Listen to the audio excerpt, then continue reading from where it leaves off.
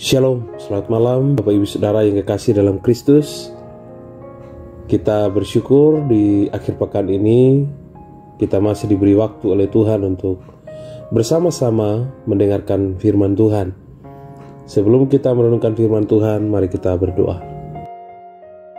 Bapa di sorga, di akhir pekan ini kami boleh bersyukur kepadamu buat segala berkat-Mu di sepanjang minggu ini, dan malam ini Tuhan, kami rindu akan firman-Mu yang boleh meneguhkan, menguatkan setiap kami. Menyerahkan waktu ini dalam nama Tuhan Yesus, Juru Selamat kami yang hidup. Kami berdoa, haleluya, amin. Bapak Ibu Saudara, firman Tuhan yang kita renungkan bersama saat ini terdapat di dalam Amsal pasal yang ke-23, ayat yang ke-17 dan 18. Amsal pasal 23 ayat 17 dan 18. Dalam terjemahan bahasa Indonesia sehari-hari, firman Tuhan berkata demikian. Janganlah iri hati kepada orang berdosa. Taatlah selalu kepada Allah supaya masa depanmu terjamin dan harapanmu tidak hilang. Janganlah iri hati kepada orang berdosa. Taatlah selalu kepada Allah supaya masa depanmu terjamin dan harapanmu tidak hilang. Bapak Ibu Saudara, sukses adalah harapan setiap orang.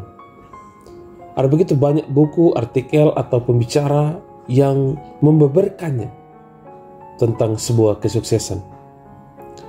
Semua orang kini sudah memegang kunci menuju pintu kesuksesan.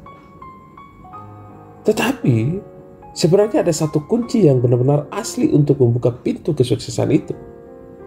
Dan kunci ini hanya ditemukan di dalam buku yang paling banyak dicetak dalam sejarah, yaitu adalah firman Allah atau Alkitab. Bukan pembicara dari dunia ini yang mengatakannya, tetapi Allah sendiri yang mempunyai dunia, yang menyampaikan tentang sebuah kesuksesan atau kunci keberhasilan dan masa depan yang gemilang. Sesungguhnya firman Allah menegaskan untuk mencapai sebuah kesuksesan berawal dari sebuah ketaatan. Memang tidak semua, tetapi sebagian besar dari isi Amsal pasal 23 ini berbicara tentang pentingnya memiliki sikap hati atau sikap ketaatan kita.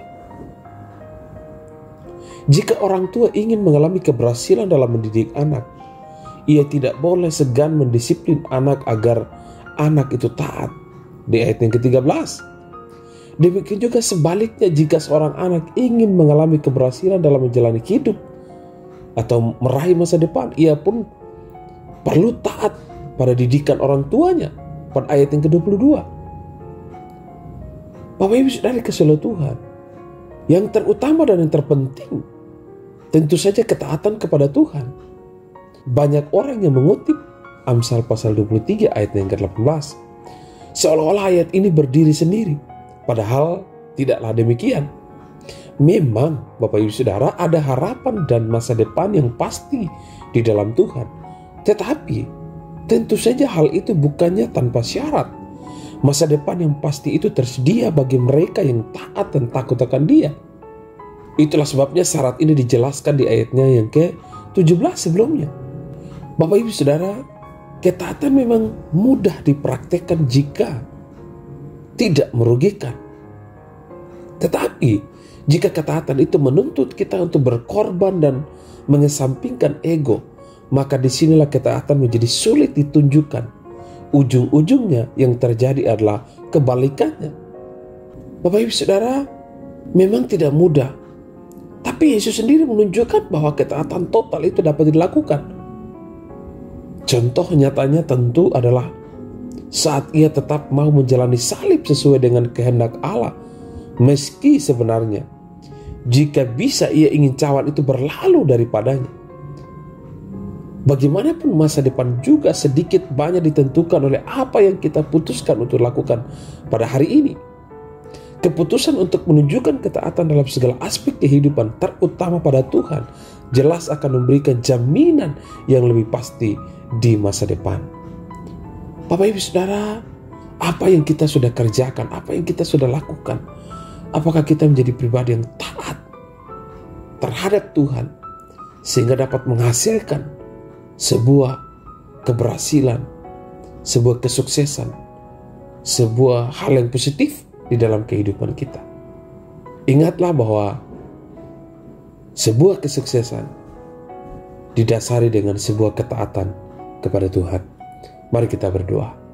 Bapa di sorga, firman-Mu menasihatkan bagi kami bahwa masa depan sungguh ada dan tidak akan pernah sirna, sebab Tuhan berjanji memberikan, Tuhan berjanji memberi keberhasilan.